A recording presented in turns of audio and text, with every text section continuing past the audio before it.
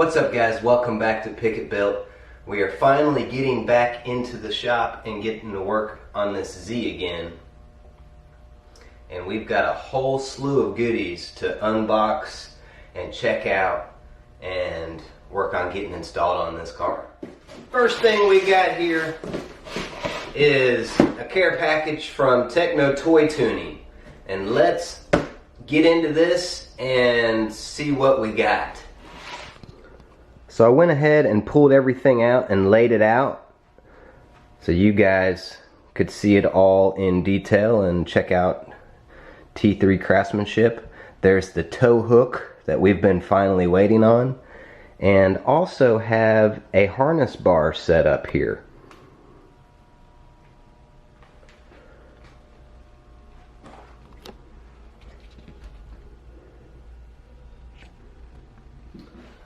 So you can already guess, if we got a harness bar, that means we're going to need harnesses. And so onto these next boxes.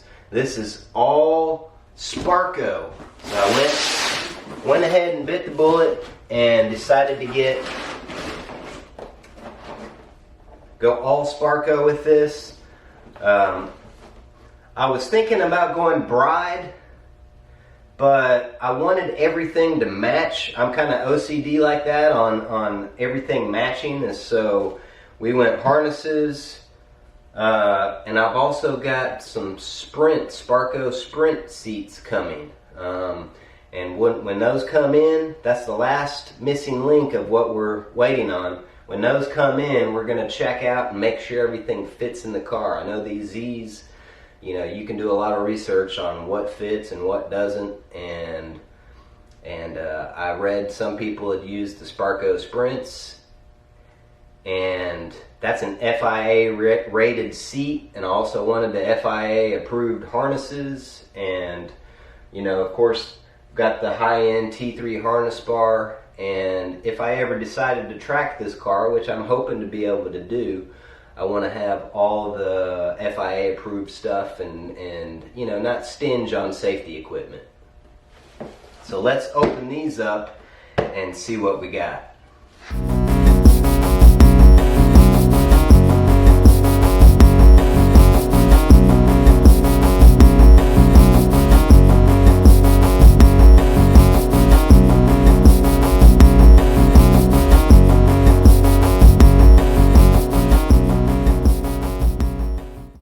Alright, so we open these up. This is the cam lock Sparco. These are just a 4-point harness. Alright guys, I didn't go all the way 5.6 point harness.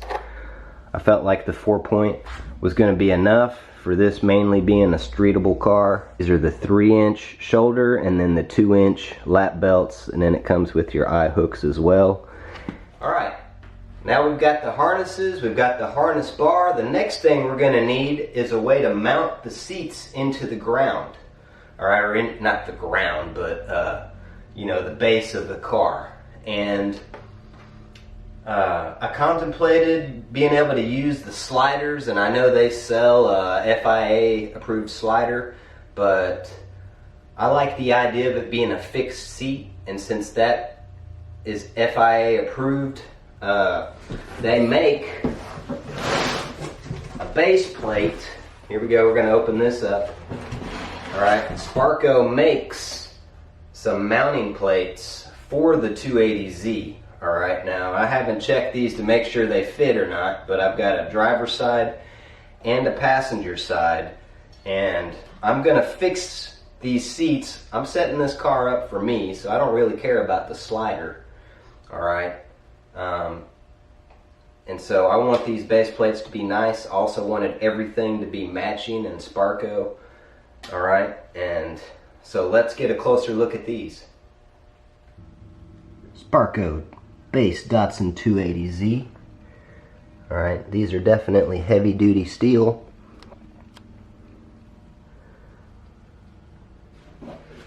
Alright, so now we've got harness bar, we've got harnesses, we've got the base plate. Now we're going to need brackets to hook the seat to the base plates. Alright, so we've got that in now. Let's check these out. Alright, These are the Sparco side mounting brackets. Alright, for each seat I ordered one for driver's side and one for passenger side. Now these are the aluminum ones. And so, you know, you save a little bit of weight. And let me show you why else I went with these aluminum brackets over the metal brackets or any other brand. One of the things I wanted to show you guys on these aluminum brackets is they're angled in at the bottom here, and a lot of the other mounting brackets kind of angle out. You know, they square down and angle out.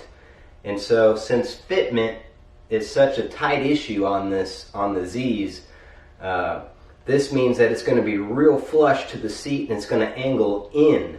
And so I'm hoping that that gives me a better chance without having to do a whole lot of transmission tunnel beating or anything like that, and maybe these will flush right in and we'll have a good fit without having to get too crazy on fabricating in here. And so that was one of the main reasons why I went with this plate. They were a little more expensive, but they are aluminum. It is a lighter plate and it's got all kinds of adjustments, and I kind of felt like you get what you pay for with this, and hopefully that angle will work out great and it'll be worth it.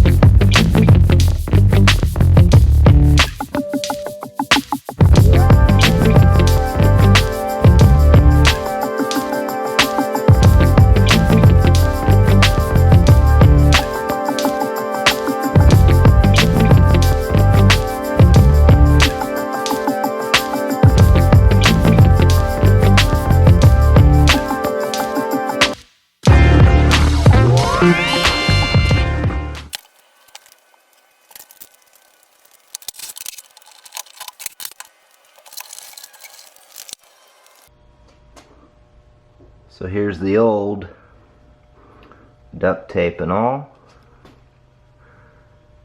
and the new, and we'll get a little width perspective on them. Okay guys, so I actually put the base plate in there and everything lines up as I was hoping it would. Alright, all the bolts fit properly. And let's try to put the seat in there and see how it fits.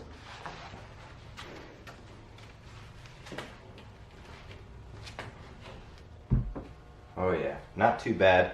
One of my concerns was whether or not this steering wheel was going to interfere with me getting in and out of the seat, and you know, it's a little bit in the way, but it's manageable. Whoop.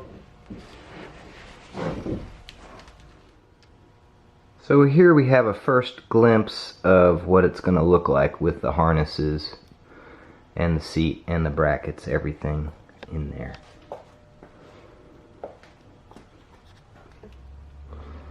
So you can see how those brackets are going to work. The harnesses. Alright, now nothing is actually fully installed yet. I've just got it sitting there so we get a basic idea of where it's going to go. And just making sure that everything fits in there properly.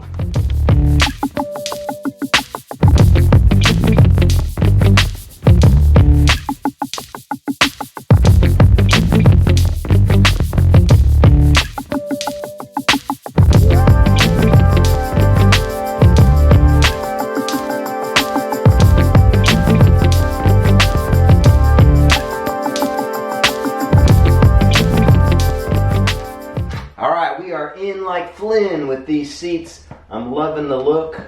Can't wait to get everything locked in place. I'm still working on the harness bar up in here. On the 240Z, the harness bar bolts right into the old seat belt setup, but on the 280Z, it changes locations. Now the harness bar still fits in place, and there is a hole for where the bolts should be, but we're going to have to weld in a bung in that location. So that wraps it up for today. I'm not going to get started on that today. That's another day's project. But anyways, guys, thanks for watching. Until next time.